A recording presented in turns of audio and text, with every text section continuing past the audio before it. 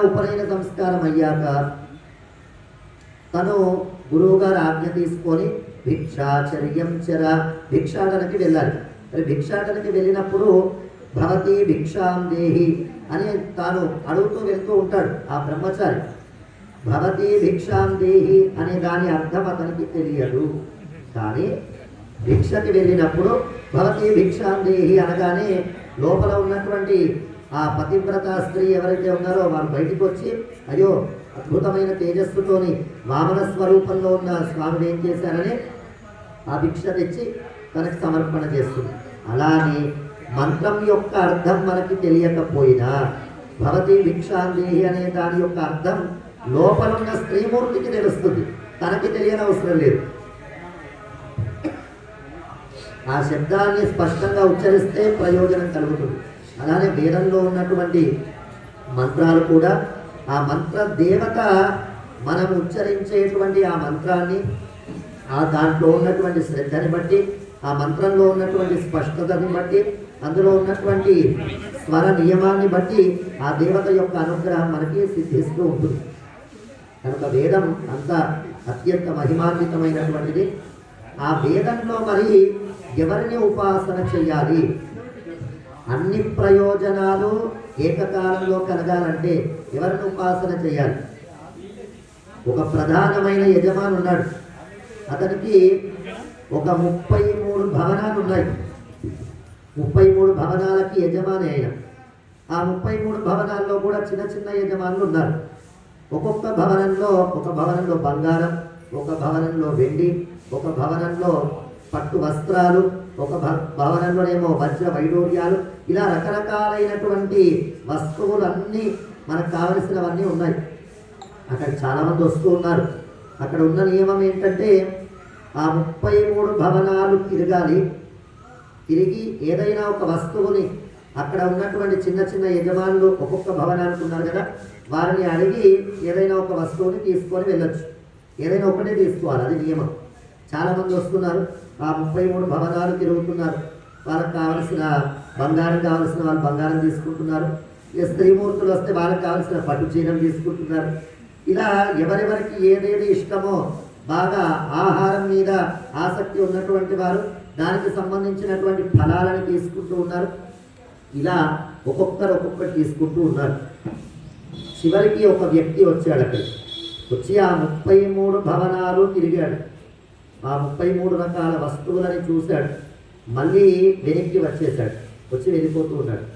అయితే అక్కడ ప్రధానంగా ఉన్న యజమాని అడిగాడు, అయ్యో ఇక్కడి నియమం ప్రకారం ఒక్కసారి లోపలికి వస్తే ఏదైనా ఒకటి తీసుకోవాలి, మరి మీరేంటి అలా వెళ్ళిపోతున్నారంటే, అంటే నేను ఒక ఆలోచన చేస్తున్నాను, మీరు ఎప్పటి నుంచో అందరికీ ఇలా ఇస్తూ ఉన్నారు కదా, అందరూ ఆ వస్తువులు కావాలని అడుగుతున్నారు, కానీ నాకు అవేం అవసరం లేదు, ఇంత గొప్ప ప్రయోజనాన్ని అందరికీ ఇస్తున్నారు కనుక మీరే నాకు కావాలి అని ఆ వ్యక్తికి ప్రధానమైన యజమానికి సాష్టాంగ నమస్కారం చేశాడు. చేస్తే అప్పుడు ఆ ప్రధానమైన యజమాని అన్నాడు, నా జీవితంలో ఎవరు ఇలా కనిపించలేదు, ఎవరైనా అలా శరణాగతి చేస్తే ఈ 33 భవనాలు ఇద్దామని ఆలోచన చేస్తున్నాను, కానీ ఇప్పటి వరకు అలాంటి వాళ్ళు ఎవరు కనిపించలేదు. నీవు శరణాగతి చేశావు కనుక ఈ 33 భవనాలు నీవే, ఆ 33 భవనాలలో ఉండే వస్తువులన్నీ నీవే, ఆ 33 భవనాలకి కాపలాగా ఉన్నటువంటి చిన్న చిన్న యజమానులు కూడా నీ కంట్రోల్లోనే ఉంటారు, నువ్వు ఎలా చెప్తే అది చేస్తారు అని చెప్పారు. మరి ఎవరా ప్రధానమైన యజమాని? శ్రీమన్నారాయణుడు. ఆ 33 మంది అంటే 33 భవనాలంటే 33 లోకాలు. ఆ 33 మంది చిన్న చిన్న యజమానులు అంటే 33 మంది దేవతలు. వాళ్ళు ఇచ్చేటువంటి ప్రయోజనాలు, అక్కడ ఉండేటువంటి వస్తువులు. నారాయణ ఉపనిషత్తు మనకు తెలియజేస్తుంది, నారాయణాద్వాదశాదిత్యా రుద్ర వసవ సర్వాణి ఛందా పుంసి. 11 రుద్రులు, 12 ఆదిత్యులు, 8 వసువులు, మొత్తం 31. అలానే అశ్విని దేవతలు 2, మొత్తం కలిపితే 33 మంది దేవతలు. ఇది వేదం చెప్పినటువంటి సంఖ్య. త్రయస్త్రిగుంశద్వై దేవతా, దేవతలు మొత్తం 33 మంది. ఒక బ్రహ్మాండానికి 33 మంది. అటువంటి అనేక కోటి బ్రహ్మాండాలు కనుక 33 కోట్ల మంది దేవతలు అని మనం వ్యవహారంలో అంటూ ఉన్నాం. కనుక ఆ సకల దేవతలు మనకి అనుకూలంగా ఉండాలంటే మనం ఆ పరాత్పరుడైనటువంటి శ్రీమన్నారాయణుని ఉపాసన చేయాలి. ఇది వ్యాస మహర్షి మహాభారతం మొత్తం రచన చేశాక ఈ సకల తత్వాలని వ్యాస మహర్షి ఎన్నో పురాణాలని అనుగ్రహించాడు. సాత్విక పురాణాలు, రాజస పురాణాలు, తామస పురాణాలు. కొన్ని సందర్భాల్లో కొంతమందిని గొప్పగా చెప్పారు.